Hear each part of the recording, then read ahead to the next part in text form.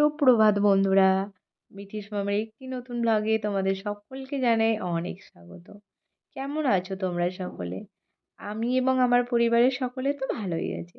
তো বন্ধুরা, এখন ঘড়িতে বাজে সকাল 10:30। আর আজকের সকালটা তোমাদের সঙ্গে শুরু করলাম ঝলমলে আকাশ দিয়ে। তো বন্ধুরা, আমাদের আর কি পারিপার্শ্বিক পরিবেশটা যদি ঝলমলে হয় তো আমাদের মনটাও কিন্তু ঝলমলে হয়। আর এখানে দেখো, মা আনাজ কাটতে বসে পড়েছে। আজকে হবে লাউ শাকের তরকারি আর কি চচ্চড়ি। আর মা এখানে কাটছে আলু শিম। তো বেগুনটা আজকে ঘরে ছিল না, তো ওই জন্য আলু শিম আর লাউ শাক বড়ি মাছের মাথা দিয়েই হবে। আর এই দেখো, এটা হচ্ছে আমাদের গাছের সদ্য ফুটেছে আনারস। গাছটা কিন্তু 2 বছরের। আর যেন আনারসটা বসে আছে লাল টুকটুকে বেনারসি পরা বউ। তারপর আমার ভাত হয়ে যেতে আমি চলে আসলাম চচ্চড়ি বসাতে।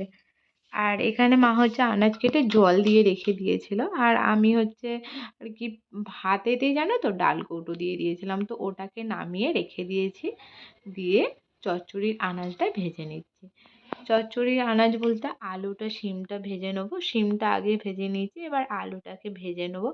আর এখানে দেখো, মা হচ্ছে মাছটা অনেকক্ষণ ধরেই ফ্রিজ থেকে আর কি অনেকক্ষণ আগেই বার করে রেখে দিয়েছিল, কিন্তু এখনো বরফ ছাড়েনি। তো মাছটা হচ্ছে পরশুদিনের, তো ওই জন্য আরও বেশি আর কি আঁকড়ে আছে ধরে। আমি ওই জন্য হচ্ছে নুনটা মাখিয়ে দিলাম। আর নুন মাখালাম, ওই জন্য ভাবলাম যে হলুদ আর পরে মাখাবো না, একবারেই মেখে নিই। আর মাছটা কিন্তু এতটাই ঠান্ডা লাগছে, বেশ ভালো লাগছে। হালকা তো গরম পড়েই গেছে, আর ঠান্ডা ঠান্ডা মাছটা। তারপর আমি এখানে চচ্চড়ির জন্য আলুটাকে ভেজে নিচ্ছি। আর আমাদের না সাদা তেলে রান্না করা হয়, তো ওই জন্য হচ্ছে আর কি যতই আলু ভাজো তো মনেই হয় না যে ভেজেছি বলে। তারপর আমি তরকারিটা সিদ্ধ বসিয়ে দিলাম। সিদ্ধ বসিয়ে দিয়ে চলে এসেছি মশলা মাখতে। আর আজকে মশলা তেমন বিশেষ কিছু বাটা হবে না, কারণ আজকে তো এমনি চচ্চড়িতে হচ্ছে একটুখানি লাউ শাকে আর কি চচ্চড়ি যেটা হচ্ছে, ওতে একটু সর্ষে বাটা দেবো। আর মাছের ঝাল হবে শুধু, ওতেও সামান্য সর্ষে বাটা দেবো। আজকে আদা রসুনের ঝামেলা নেই। তো আমার যখন প্রথম বিয়ে হয়েছিল জানো তো, আমি আমার শ্বশুরবাড়িতে এসে বলেছিলাম যে ফোনে ভ্লগ করে অনেক সবাই আমি দেখেছি যে তারা হচ্ছে মশলা বেটে রেখে দেয় ফ্রিজে। আর 1 সপ্তাহ ইউজ করে আর কি খাওয়া হয়। তো আবার আবার পরে হচ্ছে নতুন করে মশলা আর মিক্সিতে বেটে রেখে দেয়। কিন্তু আমার শাশুড়ি মার পছন্দ নয়। বলে যে উম আর কি যেটা টাটকা টাটকা জিনিস খাওয়া সেটা হচ্ছে আমাদের শরীরের পক্ষেও ভালো। আর সেটা তরকারিতে স্বাদও আলাদা হয়। আর আমরা যেহেতু আর কি কি বলো তো, যারা হচ্ছে কাজে বাইরে ঘরে দুটোই করতে হয়, তো তাদের কিছু করার নেই, হাতে সময় থাকে না। তো তিনিদের হচ্ছে সপ্তাহে একবার কিংবা 5-6 দিন ছাড়া করলেও কিছু করার নেই, খেতে হবে। কিন্তু আমরা যেহেতু বাড়িতেই থাকি, বাইরেও তো আমরা যেহেতু কাজে যাই না, তো আমাদের হাতে অতটাও যে একদম চাপ থাকে সেরকম না। মোটামুটি সংসারের কাজটা করার সময় থাকে। তো আর কি মশলা রোজের রোজ বেটে খেলেই ভালো। তো আমার শাশুড়ি মা আমাকে বিয়ের পর প্রথম এইরকমভাবেই বুঝিয়েছিল। তো আমার শাশুড়ি মায়ের কথাটা এতটাই মাথায় ঢুকে গিয়েছিল যে সত্যি ভেবে দেখলাম আমাদের আর কি যে টাটকা টাটকা জিনিস খাওয়া আমাদের শরীর স্বাস্থ্যের পক্ষে খুবই উপকার। আর ফ্রিজে সেটা রেখে দিলে একটা 5-6 দিন 1 সপ্তাহের পুরনো জিনিস, তো তার থেকে টাটকা টাটকা বেটে খাওয়াই ভালো। আর আমি কিন্তু এখন মশলা মাখতে ভীষণ ভালো লাগে। ওই যে শাশুড়ি মার কথাটা মাথায় ঢুকিয়ে নিয়েছিলাম। আর এখন আমি কিন্তু রোজেরই মশলাটা শিলপাটাতেই বাটি। তো কী বলো তো বন্ধুরা, একটা মেয়ে হচ্ছে শ্বশুরবাড়িতে যখন নতুন আসে, সে চায় শ্বশুরবাড়ির সকলের সাথে খুব মিলেমিশে থাকবো। কিন্তু অনেক সময় কী হয় বলো তো, শাশুড়িরা আর কি শ্বশুরবাড়ির লোকেরা বৌমার সাথে খুবই দুর্ব্যবহার করে। এতে মেয়েটার মনটা খুবই বিগড়ে যায়। তাই কি, একটা কথা বলি, যখন একটা মেয়ে নতুন বাড়িতে আসে সে তো অনেকটা স্বপ্ন নিয়েই আসে না? সে তো চায় না যে আমি সংসার ভাঙবো, সে চায় আমি সংসার করবো।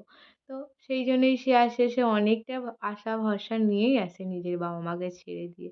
আর তাই বৌমার সাথে যদি কোনো কিছু ভুল হয় তো অবশ্যই বৌমাকে বোঝাবেন।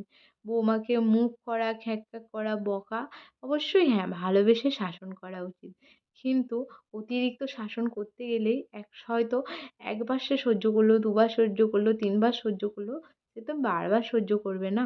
তো সেও তো একজন রক্তে মাংস গড়া মানুষ, তাই না? সে যতই বউ হয়ে এসেছে পরের বাড়ির, কিন্তু সেও তো একদিন তার বাবা-মার আদরের রাজকন্যা ছিল। তাই তাদের সঙ্গে দুর্ব্যবহার করবেন না। ভালোভাবে বোঝান, দেখবে সে অবশ্যই বুঝে যাবে। তো এইভাবেই বোঝাপড়ার মাধ্যমে একে অন্যের ভুল হলেও শুধরে দেয়া, ভরিয়ে দেয়া, ভালোবাসা, বোঝানো।